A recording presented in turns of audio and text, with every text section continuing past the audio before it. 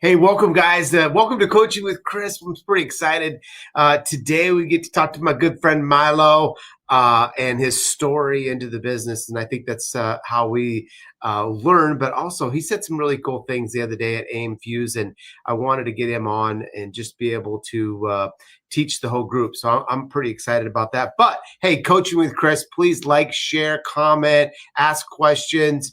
Check us out on Apple, Spotify, or YouTube, your favorite way to be able to listen. I'd love to be able to hear from you of how do you listen to Coaching with Chris so I could learn more from you guys. And by the way, if you haven't checked out our new realtor playbook to being able to engage with your realtors through some great, amazing contact, make sure you DM me and I will get you the goods.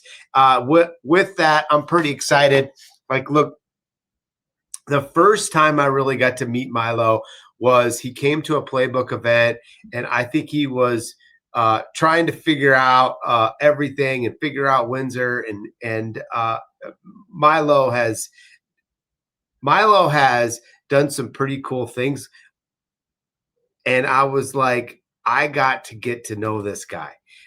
There was just something about Mylo that I wanted to learn. And over this past year or so, I've got to do deals together, got to learn together, got to listen to Mylo speak. And it's just been really fun to be able to watch his career really come to light, and a new company. So we're going to talk about that, but enough of me, more about Mylo. Mylo, are you here? I'm here. Here I am. Clean and ready. Listen, I'm hot. I got swag on. I got swag in my hand. Look at that. Look at that. So, hey, Mylo, now, I always like asking everybody their journey, and I kind of know the journey a little bit about how you got into mortgage, but for everybody's benefit, like, you got into mortgage because you saw a problem, and you can't skip the story of going to the classes, if you know what I'm going with that, and Yes. and then understanding, wait a minute, so like, walk us through this whole thing. Yeah, so I was in a relationship. We decided we were going to buy a house, do the house thing, and the in-house lender was a dick. There's no other way to put it. He was like griping and yelling. I didn't understand why I understand what he was saying or why he was so like hype about everything, considering it was a 9-month build out. And so I was doing hair at the time. So I called a client of mine who's a realtor and said, where can I find out about mortgages? Like, I'm lost, right? This guy's just yelling at me and I feel stupid. And she said, oh, call Champions. I think they have a class. And I said, okay, great. So I found Champions School of Real Estate. I saw the mortgage originator class. And then I saw there was a follow-up like weekend class the next weekend. So I thought, oh, okay, well, if I miss anything, I'll catch it here. And so I did the first class and then the weekend class. And, they're testing you every like chapter. And I'm like, this is crazy. And so at the end of the follow-up class, which was basically the review class, the teacher says, hey, everybody, good luck on your exam. And I said, what exam? He said, your exam originator license. I said, a license for what? He said, so you can originate loans. I said, loans for who? He said, people trying to buy a house. I said, damn, that's me. Like, I was so confused. So About 2 weeks later, I took the test, passed it, and, now have the high honor of sitting here with you. I mean, I've heard a lot of people's mortgage journey. I don't know if I've ever heard that you just sought out to learn about mortgage because you didn't understand. So you take classes and then all of a sudden, well, boom, you're licensed as an originator. Now you have to say, I'm cutting hair. Now what? What do I do with this thing? Yeah, so I was slinging hair, and I had been doing hair for probably 18 years at the time. So I knew I was going to be transitioning at some point, right? And I just thought, okay, well, let's start the transition. My first loan, so my first interview, the company doesn't exist anymore, but I went on this interview and he offered me minimum wage, and I started laughing. And he's like, "Why are you laughing?" I said, "Well, don't you think it's funny you're offering somebody minimum wage? Like this is what? Who works for minimum wage?" And he just looked at me and I said, "Listen, I'm not some struggling hair person. Like this is a transition thing. I like what is minimum wage?" He said, "I don't know." I think at the time it was like $7. It had just been lifted in Texas. Sure. And and he looked over the desk. He said, "Well, you won't be able to buy those shoes." I had a pair of like red Gucci loafers, like runways, spring runway, like, whatever. I said, Yeah. I got those shoes. Don't worry about me. I said, "When do I start?"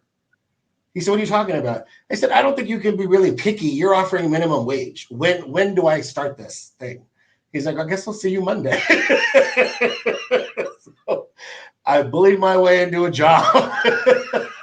My first Gee. loan was my client's daughter, 2-bedroom condo, 20% down, 760 FICO, 350, easy peasy. And I thought, man, this is gravy. This is great. And then reality kicked in after that. But, I've never looked back. I am super blessed. I've had great mentors and made the best mistakes possible to get where I am. So it's a funny story, but it's my story. It couldn't have happened any other way if it was me, honestly. I love that story. I got to tell you something. I come up with an idea years ago that we made a sticker for everybody's hairdresser that would go on the mirror, in the bottom corner, and it's like, ask her how good I am at mortgage, and or him. And this particular was a girl, and like it was 5 leads at least a month by a sticker. And when you started talking about it at AIM Fuse about you being in the hairdressing and hairstylist for how many years, 18 or whatever plus, I was like, man, I used to get a lot of leads from my hairdresser. So that's a pretty cool transition. And then you're doing mortgage. So Mylo, you started working for this guy at minimum wage, and then at some point in time, you're like, I'm worth more than this. How did you make the transfer? And then how did the career grow? And then get me to the point to where now you own your own shop. So I got Did I recruited lose you, Mylo? I'm sorry. I'm here. Can you hear me? Hello? Okay. So Got we me? must have a little website technology I don't know nothing about difficulties. I lost you there for a second, Mylo. Can you still hear me? I can hear you. Can you hear me? Okay, Jessica says we still got him.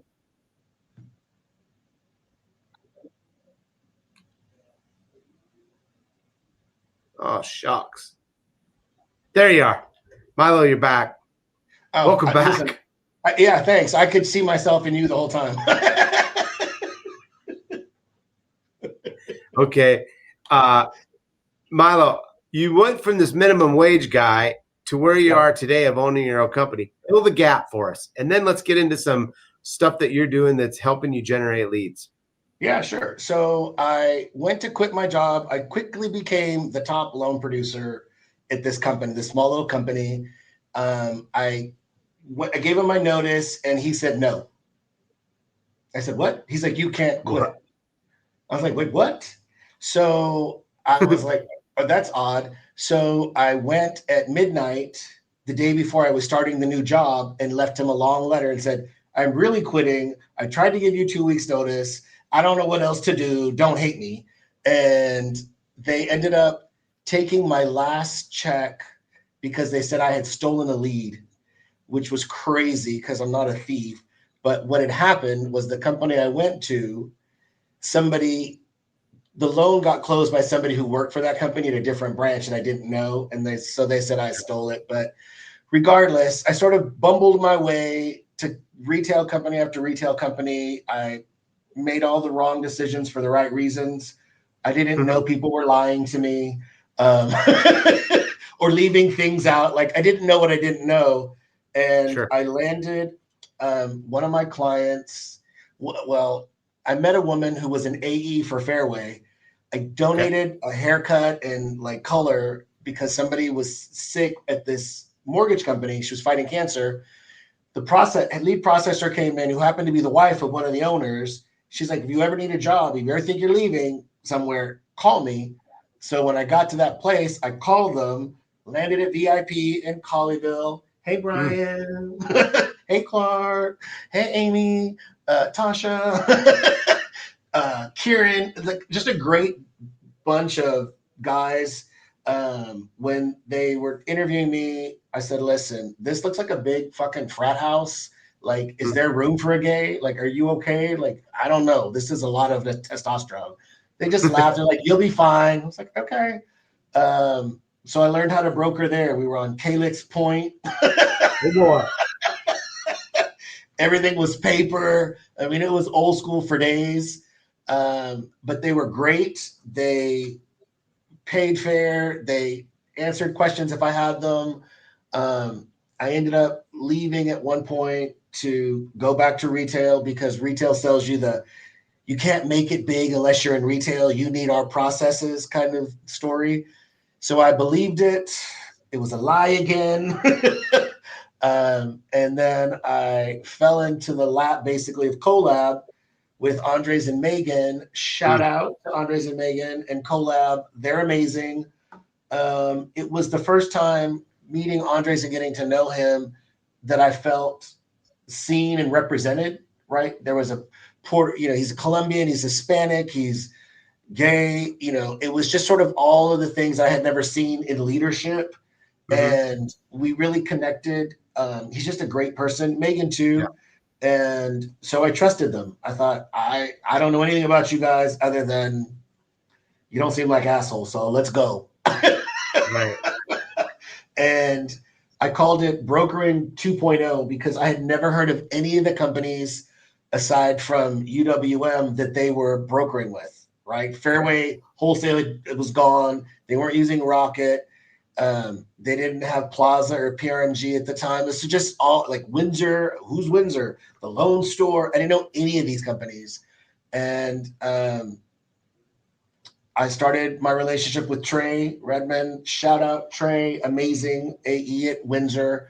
I got comfortable with some other new to me, lenders, Yeah. and I was on they call it the ownership track, basically, where they help you, they groom you to be ready to become an owner.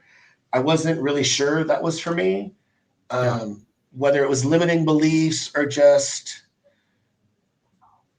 I guess that's all it really was ultimately. And so there was a 500 page, or there still is, like 700 page contract. And I just didn't have $8,000 to have it reviewed. So I called Andres one day and I said, listen, if I say fuck or something, like, are you taking my company? Is this like, is this going to be like Chick-fil-A or something? He was like, no, you'll be fine. I was like, all right, I'll sign it today. We're good. And now I own inclusive lending. Again, I just stumble and bumble my way to things. My life's journey in general has never had a plan. Every great thing that's ever happened to me has been by happenstance, Yeah. timing, maybe karmic retribution. Like karmic timing is right. So Sure. yeah. Now I'm a broker owner. I have conversations with CEOs that what like who knew? I didn't. Um, so yeah, that's where I am. I think that's just a really cool story. What do you think is the biggest learning? What did you learn the most in 25, either about yourself or about your company? Whew. Don't make me cry, Chris. Hmm. Um, what I learned in 2025 about me is I'm human. Yeah. And I think we forget that, a lot of us, because we're constantly being told, produce, produce, produce, sell, sell, sell, call, call, call. Like there's never, I rarely have seen anyone at any event, live, big, small, say, listen, you've got to take a vacation. Mm. You have to take a break. You've got to take care of yourself. So what I learned this year was, if I don't stop and breathe, if I don't take care of me, and I don't mean a vacation, like we should all go on vacations, but there's points in the day or the week that you just have to stop. Like enough is enough, too much is too much. And that's what I learned. And I always thought it meant I wasn't doing enough Yeah. until I had a conversation with Andres, and he was in a mood, not the best of moods. And he was just feeling some type of way about himself. And I mean, I'll never forget this conversation, because I told him, everything you did today was what you were meant to do. It's all that you can do, and it's enough. Yeah. And I thought, well, shit, yeah. I need to hear that. I needed to hear that from myself. And I think we all need to hear it, because there's so much pressure that realtors will put on you, buyers, your, branch managers, just ourselves. You've got to know when to just say, I need a break, and then it's okay. I used to always take calls while I was eating. I don't do that as much anymore unless it's a super emergency. Like, you're entitled to 40 minutes to eat peacefully, right? I try not to take a call if I'm in the middle of coffee, because they mess up my coffee. I took a call this morning early and I got yelled at. I was like, this is why I don't fucking take calls before 9 o'clock. People are moody. Literally got yelled at by an appraiser.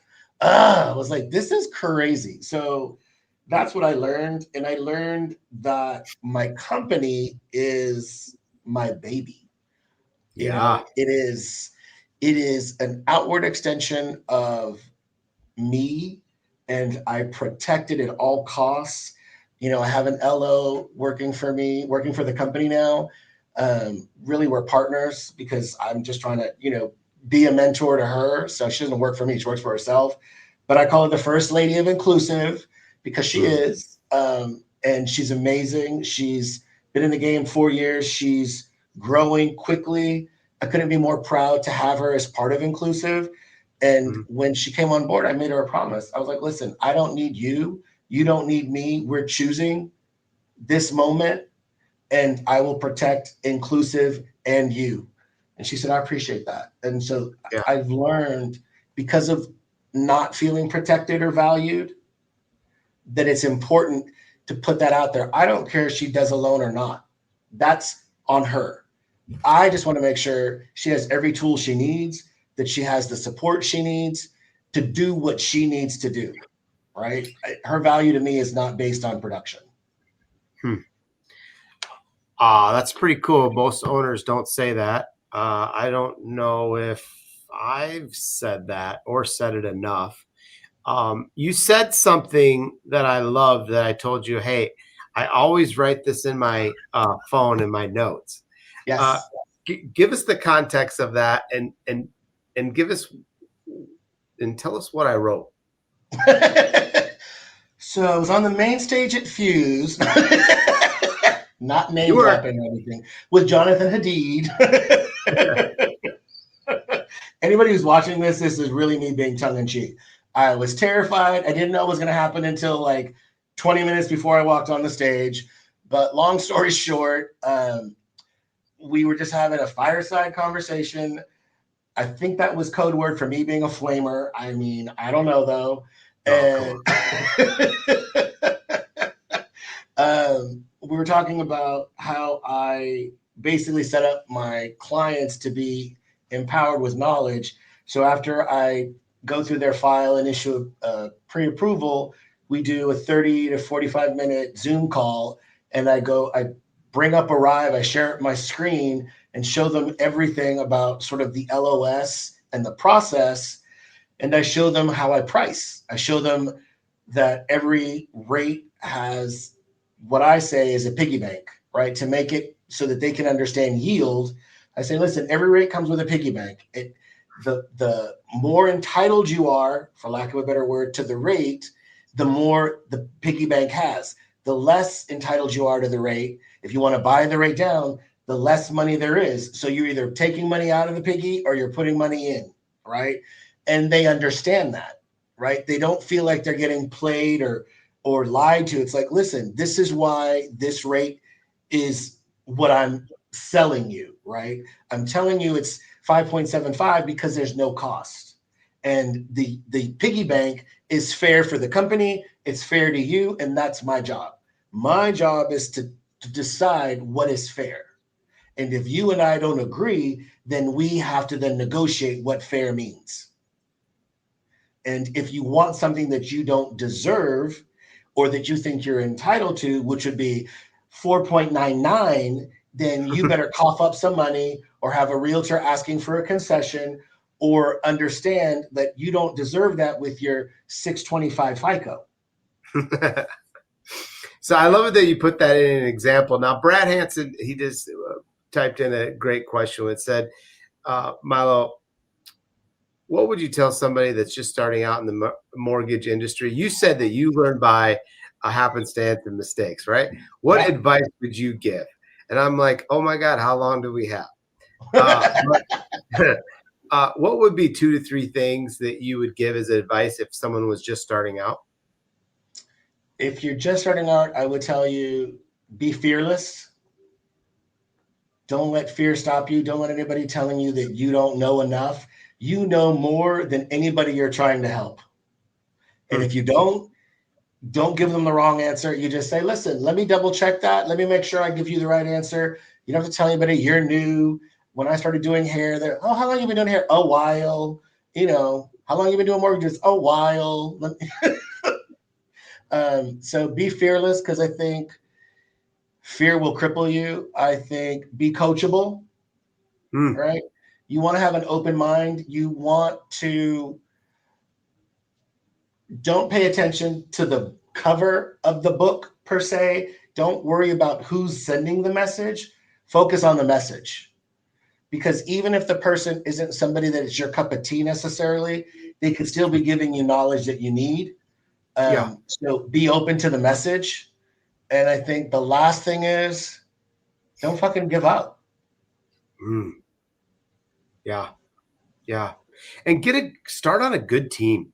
Like get someone like Mylo.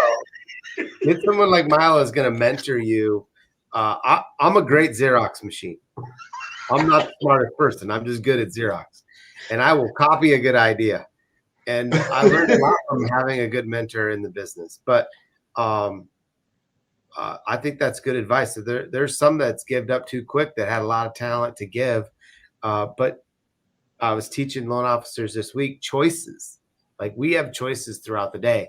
We make good choices, we get good results. We make bad choices, we get bad results. It was nothing fancier than just our choices. Mylo, when you I want to say something. I want to add to that for you. No choice is a choice. It's good. Yeah. No choice. When you choose to do nothing, you've made a choice. Yeah. How true is that? That is true. What are you excited about for 26 in your business? I'm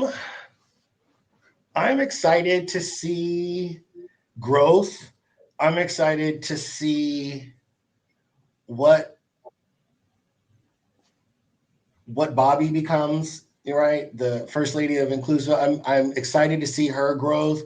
I'm excited to see my processor husband's growth. Like I'm excited more about the people that I'm surrounded with, right? I'm excited to see what Windsor's bringing out next year, right? I'm excited to see what happens at, Mortgage Con, and another terrifying moment coming up for me because congratulations, Bob. Shout out to Mortgage Con. That's a pretty cool event, and you got invited in, and I'm like very excited for you to speak at Mortgage Con this year. I think you're going to kill it. Thanks. I appreciate it. So I think for me, I'm just excited about growth. And Yeah. we grew this year over last year, and it's because I surrounded myself with the right people. I trusted the right people, and I wasn't afraid to say what I needed to say in any instance. Yeah. Yeah. How many loan officers do you think you'll recruit for 26? Do you got a number yet, or is it it will be what it'll be? I Do you don't think about it recruit. like that or not? I don't recruit. All right. Well, I used the wrong word. How many loan officers would you love to hire or work for you or partner? I don't know what word you use, but whatever word you Yeah, use, I what would be that number? Or don't you look at it like that? I think so. I didn't. It's crazy, right? Because when I did hair, I had a suite. I had two suites actually. So I was very independent, right? I didn't always work in a salon. At the end, I worked in a salon because it was just who cares, right? Like I don't want all this responsibility. So I opened inclusive for freedom, right? And then organically, Bobby and I, we had already been friendly on Facebook, but the moment came, right? So I think organically, no more than four, maybe five, Yeah. because I don't want to shortchange anybody what they need from me. And I still have production goals. So I don't want to shortchange myself. So I think, maybe four would be the ideal number going into 2026. I love that number. I'd like a nice variety of people because I mean, again, it's inclusive. We're diverse, right? I think the segregation in mortgage is crazy. I don't understand it. I don't understand why it's promoted so heavily as not segregation because it is. But hey, listen, do you, boo? If you fall for that and that's what you want to do, I support your journey. I'm here for any color, any socioeconomic group. You want to buy a house? Let's fucking talk. I'm here for Right. it. What did you see? What did you see in your market as change, and how did you prospect differently in 25? And would there be any changes in 26 of how you look for additional deals? And because I know you have production goals, I know you're a good producer. Uh, I I I know you're out there into the market, but I don't know if I understand like what's Milo's thing of how he gets these leads. You haven't seen my mortgage OnlyFans? No, I have not. I'm sorry about that. You're trying to um, get me bashful here. so in 2025, what changed was my social media game really paid dividends more so than it's always brought me maybe $1 million in production, but probably this year I would say $5 to $6 million of my production, like 25 to 30% of Wow. my production was social media based. So we're going to pour into it in 2026, the end of 2025 and 2026. I'm going to mine my database for really the first time with effort. I just signed up with Empower LO. Shout out Kimberly and Michael. She's amazing. So I'll be really focusing on certain. So like in the hair world, they teach you don't need more clients. You need to make more money from the clients you have. And I Yes. think it's the same thing in mortgage. I don't need 10 million clients. I need 1,000 loyal clients who have friends who are marketing for me, right? That I'm just staying in front of. And I think I didn't really understand that growing my career. And now that I've sort of landed where when I started, I thought, oh, that's cool. How did they get that? Oh, they have a refi? How what? So now I'm sort of there. Now it's, I have a client that reached out to me yesterday saying, oh, we're gonna buy a house in March. We just wanted to get ready. Can you run numbers? I'm like, oh, okay. I'm that guy now. So work in my database more and social media differently. And I think the last piece is creating a lead gen that's successful. My realtors this year didn't they had a rough time. And I think when you're relying on referral partners, it's stressful. So I'd like to rely less on them and be able to be a little more independent. Yeah. And whatever you tell me to do. Well, like I'm beaming inside when you said I'm going to take my database serious and I'm really going to work it. Like I'm beaming inside. I'm like super proud of you. That's the easiest, by far best conversion rate type of where you can get business by far. I have 4 questions. Oh, by the way, you get a little shout out from your boy Trey, Mr. Orange Shoes, Mr. Orange Shoes. But I'm going to give you 4 questions, a little bit deeper. But here's what I love about you: you're honest. You're honest. You tell me exactly the way you feel, and so like I'm pretty excited to ask you these questions to see how you'll answer them. Okay. You ready? I'm ready. You ready? Are you ready?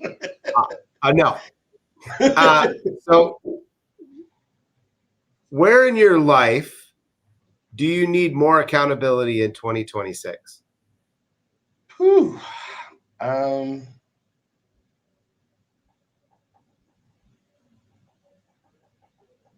In my professional life, I think I need more accountability with staying focused. I tend to use my mental illness or lack of wellness sometimes as an excuse. And while it is a problem that I deal with daily, it is not, for me, it's not paralyzing. And so I need to just be more accountable and do a better job next year of working through some of the shit that I let overtake me this year. Wow. What standard have you been lowering or compromising on in either personal or business? I told you they're good. I pre-qualified these questions up front. He doesn't know that I was going to ask him these questions, 1. And 2 was I asked permission. So don't beat me up too bad. Man, is he trying to get me canceled? I honestly, it's hard to, I'm sure it's going to be hard to believe, but I haven't lowered my standards. I raised my standards this year. I had very difficult conversations with referral partners. I had difficult conversations with my husband, with my mother. I really this year defined my boundaries, both professionally and personally, and stuck by them. And I think, again, it was me stepping past certain fears I have. Like, oh, I don't want to say that because what happens if? Well, what happens if I keep putting up with the shit I'm putting up with, right? Like the fear of the unknown did not outweigh the reality that I was dealing with. So I think it's important for us as originators to understand value. And I made sure title people, AEs, realtors, and clients understood my fucking value this year. I fired people. I wished people well on their journey. I told people I'm not the person that you should be working with. And every time I released somebody, somebody better came. Wow. What I get to skip the next one and add something else because the question was, what does it look like when you raise the bar for yourself? And you just told us what it looked like, but more importantly, you told us what it felt like. And I could really feel through your answers of what a release that had to be. Yeah, listen to for me to be a brown, gay, Hispanic in fucking Texas is a huge deal. And it wasn't before. I always used to say, listen, when politics start worrying about a gay Puerto Rican, I'll be worried. Well, they came knocking on my door this year. And I think that fired me up a little bit. And, one of my realtors I've known for 9 years, we're good friends. I was at his wedding. And I scheduled a lunch to basically fire him. I didn't like how the deal was going. I didn't like how he was treating me. It was a lot of frustration. And by the end of the lunch, we both apologized and we worked through it. And I think it's important to understand you don't have to kiss anybody's ass to do business with them. Yeah. They have to respect you, but more importantly, you have to respect you. And once we understand that and stop believing that, well, I wish my LO would give me a deal. Bitch, I get you a paycheck. You be bringing me some shit on a piece of paper, a name and a phone number, don't know shit. I've mastered this into a $500,000 deal for you. You're making 20 grand with the, out of pocket, and you want, I did bring you a deal. You brought me a lead and I brought you a deal. I think LOs need to understand that we're converting leads daily for realtors. Sorry, that's a good one. You brought me a lead. I brought you a deal. I love that. My last question for you. It will be in my phone. It will be in my phone. What's one area? You ready for this one? What's one area that you've been blaming others instead of owning yourself in your business? My production, for sure. What do you mean? Why your production? Why do you say that? Well, because I can't blame anybody else for me not wanting to shoot a video or me thinking I look fat or me thinking, listen, and I do presentations where nobody cares what you look like. I know all of this, but I care, right? And so I've gotten in my own way this year. I think we're at 20 million, which again, 20 million is great, but somebody else is doing 100 million, somebody else is doing 5 million. It's all relative. And I'm proud of the 20 million because of everything that I went through, personally and professionally. But the reality is it probably could have been 25 to 30 if I had really focused and done better at things. So I think when you've done your best, it's a great feeling. When you could have done better, it kind of sucks. So I'm grateful this year and I'm giving myself grace. Next year, I just want to be grateful. Yeah. Well, I got to say, Mylo, I'm really excited to see what next year is going to bring. I think 20 million, you're just going to fly by that. It's just going to be something you're just going to blow through. You speak from the heart. You care more. You give to this community. Send Mylo a DM. Ask him a question. He'll be the first one right away to answer it back to you. Like, that's just who Mylo is. And I appreciate our friendship. I know I like to tease you, and I know you like to tease me, but deep down, I would do anything for you. I think you have a big voice for our industry, and I got to say, I'm proud of you. So thanks for all you do. Really appreciate that. I have to tell you, you are one of my favorite people, not even because you're white. You're just one of my favorite people. I respect and adore you. I bust your chops all the time because I care. If I didn't give you the shit I give you, I wouldn't even be talking to you. And Bruce thinks you are the best dressed mortgage person. Like, you'll be coming in something. He's like, look at that suit. Look at those shoes. Like, Bruce is hooked. So, Team Mylo is very pro Chris Vinson. I love what you do at Windsor. I need you to fix that yield a little bit. Right. I need to fix it for myself. That's the problem. I need you to fix that yield a little bit. But listen, I appreciate all your support. You've been really great and kind to me in a way that I never expected from anyone. And it gives me a sense of security and courage. And so I really appreciate you. I really do. Appreciate you too. Here's to 2026, Mylo. Let's get it. Ew. Hello. Thank you. Thank you for being on Coaching with Chris. I appreciate you. Thank you.